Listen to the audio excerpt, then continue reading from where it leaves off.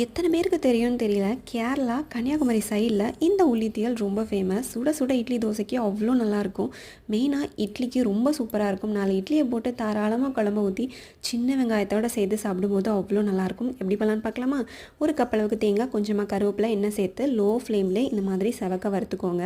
இந்த மாதிரி நல்லா செவந்து வறுந்ததுக்கப்புறம் பிரியாணி ஸ்பைசஸ் எல்லாம் கொஞ்சம் கொஞ்சம் சேர்த்துக்கோங்க. இதையும் சேர்த்து நல்லா வறுத்துட்டு ஸ்டவ் ஆஃப் பண்ணிவிட்டு 2 டேபிள் ஸ்பூன் அளவுக்கு மல்லிப்பொடி, 1 டீஸ்பூன் அளவுக்கு மிளகாப்பொடி சேர்த்துக்கோங்க. நான் கலருக்காக கொஞ்சம் காஷ்மீரி சில்லி பவுடர் சேர்த்துருக்கேன், அது ஆப்ஷனல் தான்.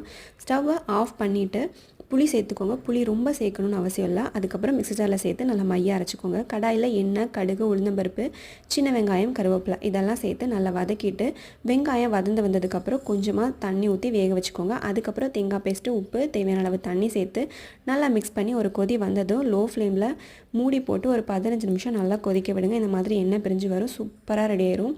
அட்டகாசமாக இருக்கும். இட்லிக்கு ஒரு பக்காவான சைடிஷாக இருக்கும். கண்டிப்பாக இந்த மாதிரி ட்ரை பண்ணி பார்த்துருங்க.